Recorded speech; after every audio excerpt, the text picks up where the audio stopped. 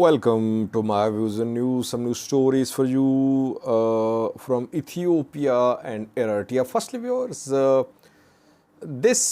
last week, PM Abiy, in a speech, criticized external forces, outsiders who are interfering in Ethiopian internal matters. He he told the foreign forces that they must not intervene, they must interfere in Ethiopian internal matters. Then we saw start of speculations. Who was he referring to? Eritrea, Egypt, EU, US, etc. What is Eritrean position about PM Abiy's recent remarks? Of course, no official statement is expected, no official statement issued by the government, but some Eritrean government-backed news sources addressed PM Abiy's remarks.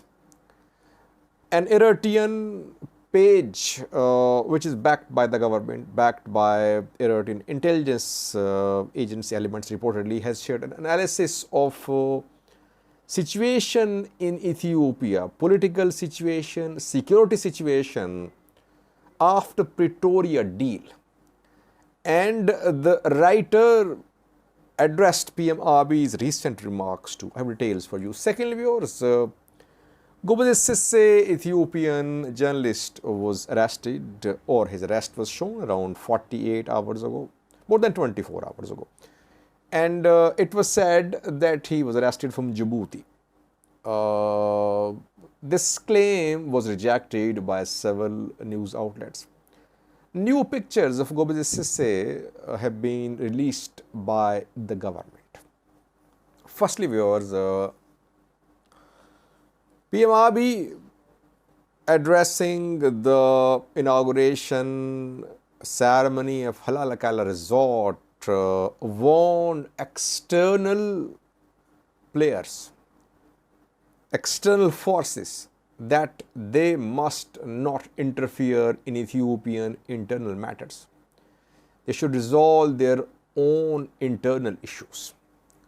And then we saw start of speculations. Was he referring to Eritrea, Sudan, Egypt, EU, US, etc.? An Eritrean social media account with thousands of followers, known for having backing of Eritrean government, backing of Eritrean intelligence agencies, elements, has shared an analysis of post-Pretoria deal political security situation in Ethiopia.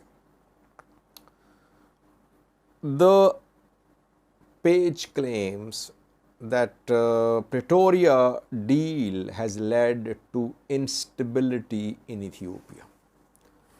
It increased instability, confrontation, tension in Ethiopia. Why? Because Pretoria deal could not be completely implemented.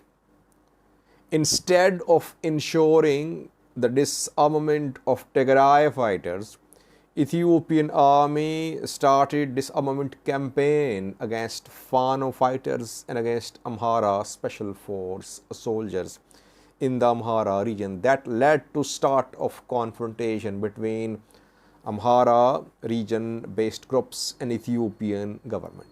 So it means that Pretoria deal was not implemented. And before that, Ethiopian government launched operation in Amhara. Secondly, second point of the analysis, that US pressure, US presence, US interference in Ethiopia has increased manifold. US is making key decisions now. Thirdly, there is power struggle within ruling party, which is creating problems for Ethiopia. Ethiopia is going through a difficult period. Government is making some decisions, but it is neglecting the implementation of a Pretoria deal. The writer addresses the question, the remarks of the Prime Minister, PM Abiy's remarks, and he acknowledges that some Eritreans were offended by Ethiopian PM Abiy's remarks. Why were they offended? It means the remarks were meant for Eritreans. That is what some Eritreans believe. Overall, this page, which I have been following for years since the start of this war, I know for sure that this page has Eritrean government's backing. The page has always been critical of TPLF. It has been supportive of PM Abiy's government, but now it is supportive of Amhara region-based elements. As we have been seeing growing Amhara Eritrea ties, which PM Abiy's government sees as a threat to Ethiopian internal security. That is why we saw start of an operation against armed groups, armed factions in the Amhara region. And lastly, this page has analyzed a statement given by General Sadkan Gobeze. Sadkan Gobeze in an interview said that Pretoria deal would lead to new alignment in Ethiopia.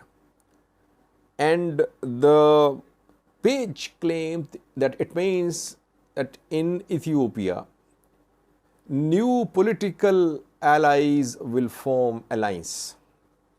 I think the writer is referring to Tigray or Romo alliance against Amhara. Though writer did not name Tigray, Amhara, Romo, but he said that Sadkan's statement that Pretoria deal would lead to new alignments, political, etc. in Ethiopia is meaningful.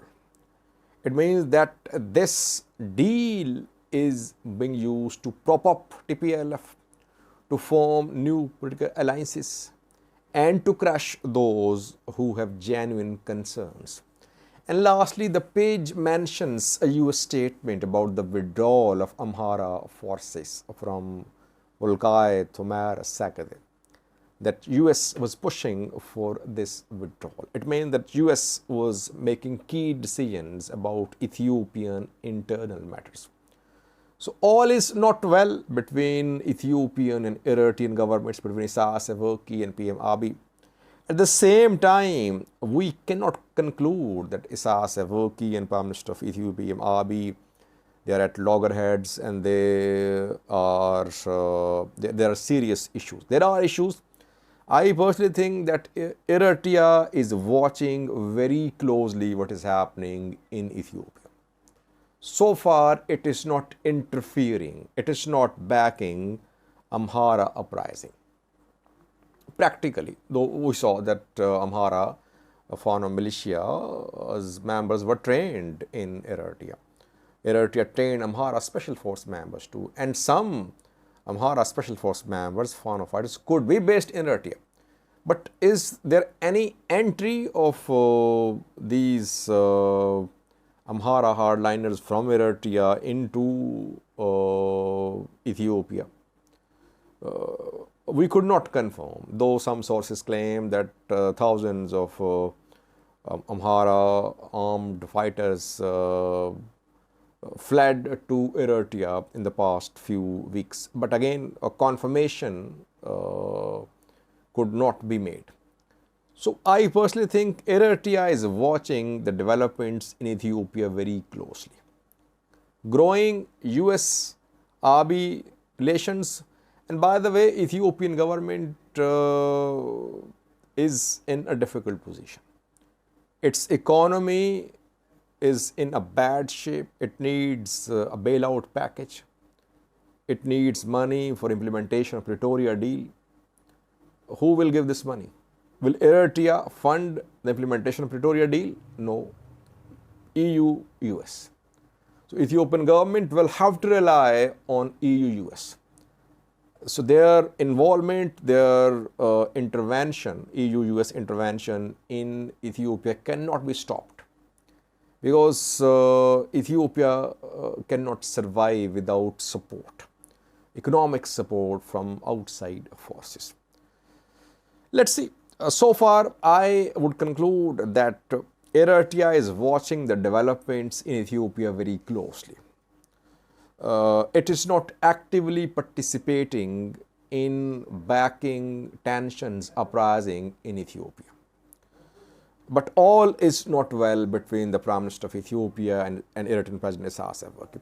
Secondly, viewers, Gobeze Sisay, Ethiopian journalist, was arrested around 24 hours ago. More than 24 hours ago, his arrest was shown by federal police. It was said that he had fled to Djibouti from Ethiopia, and he was arrested in Djibouti in a coordinated effort by Interpol, International Police, Ethiopian forces, and Djibouti's police. And he was shown getting off a plane in Addis Ababa when he was brought from Djibouti to Addis Ababa. Video was also released of his arrest. But questions were raised. It was alleged that he was arrested in Bahir and from there he was taken to Djibouti. Purpose was to send a message to those who are sitting in other countries, journalists, activists, they can be brought back to Ethiopia. But now Ethiopian government has released some pictures from Djibouti.